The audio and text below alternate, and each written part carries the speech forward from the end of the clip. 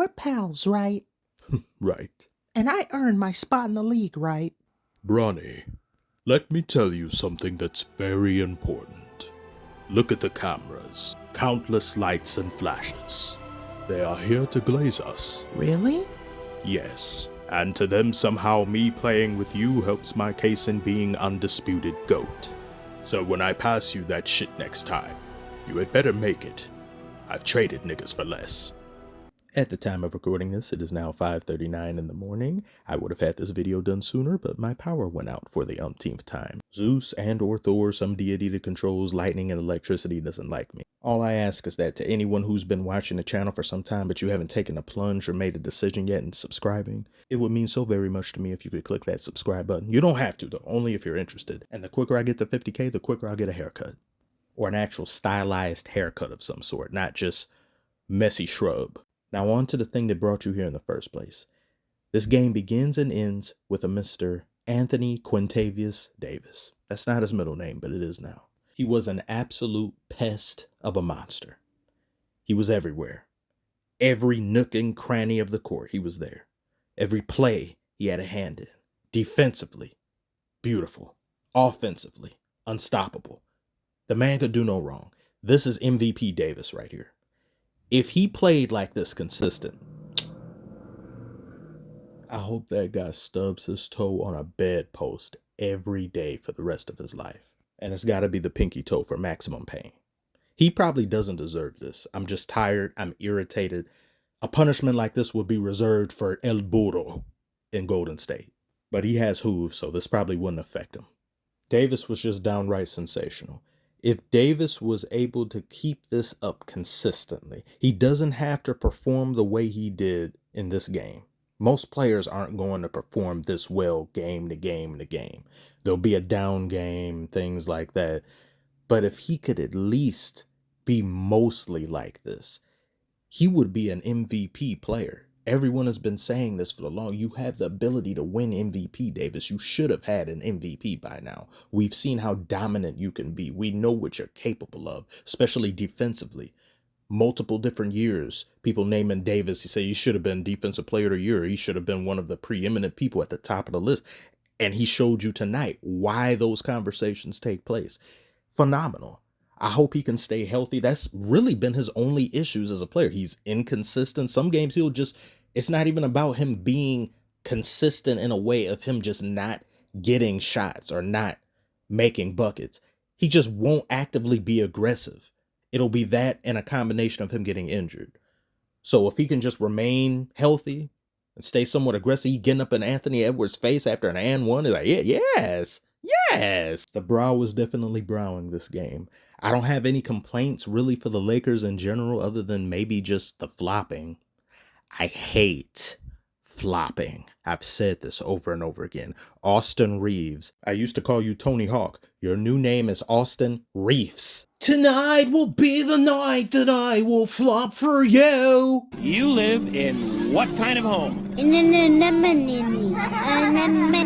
Slippery, won't excuse me, please me. The man is growing gills before our very eyes. Like lost change, he stays on the floor. Look at this. Look. You aquatic miscreant. We know who's teaching him these things. His flopper in chief. Dolphin Flu has even spread to Gabe Vincent. House of Highlights is aware of what's going on. Curry is too. See? Sentence everyone that does it to the Marianas Trench and never let them back up again. LeBron himself didn't have a bad game, but he didn't have a really good one either. He was still minus on the night. He was 1 for 4 behind 3-point range. But he got the rest at the end of the game, something that the Lakers have told us they would do for him or have wanted to do for him for quite some time since he stepped foot in LA, but that hasn't been the case. Lakers being at the top of the Western Conference and not near 500 has also not been the case for the past few years. Same as I said for the Celtics matchup against the Knicks, one game is far too early to judge in anything, in any rhyme or reason. But I gotta give it to JJ Redick. He looks like a massive improvement above Darvin Ham already in just his energy. Watch this. Look how quick he gets up after sitting down. That's a coach that's involved. Darvin Ham ain't moved that much in 2 years. But again, just one game. And Dalton Connect otherwise known as Connect Four, is a player that might wind up being a complete steal the Lakers made in the past draft. He seems to be a very versatile player, and he isn't afraid of big moments, as we saw in that past preseason game.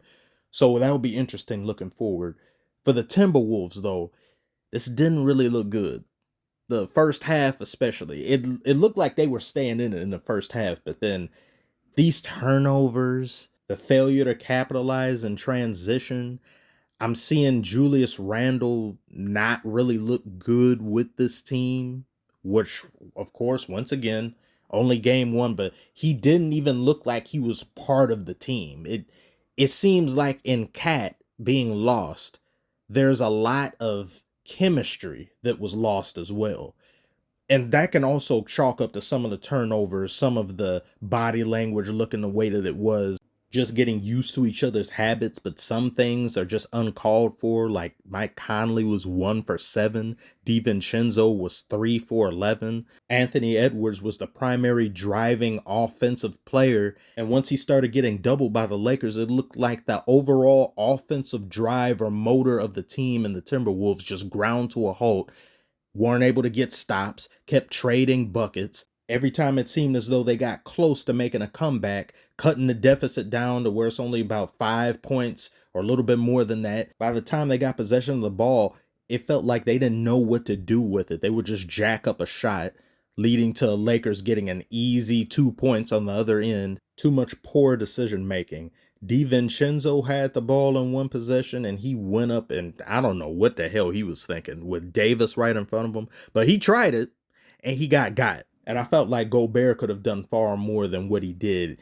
He's just out there being tall and lanky and not applying the length that he has at his disposal to stop the Lakers from just eating in the paint. You can't let this team get 72 points in the paint on you. You got to do something about that. Keep them from out of there. As the season goes on, we'll see the Timberwolves fix these issues little by little and they'll adjust. Them losing this game doesn't really surprise me, because I think that Julius Randle oh, damn, I forgot he did that.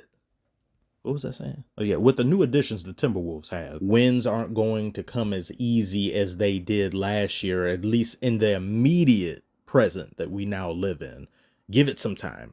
Same thing could be said for the New York Knicks and some other teams as we see opening days across the NBA for the rest of the week. So in closing, the Lakers had many different great solid contributors, being Rui Hachimura and Reefs, Jackson Hayes. All of them did their thing, and it culminated into a great win led by a Mr. Anthony Quintavious Davis. So that's about all I have to say, really.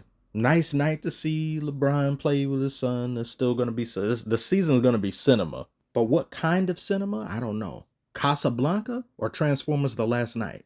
We shall see, won't we? Thank you all so very much for watching. Like and subscribe if you are new and you're interested, and I shall see you on the next one.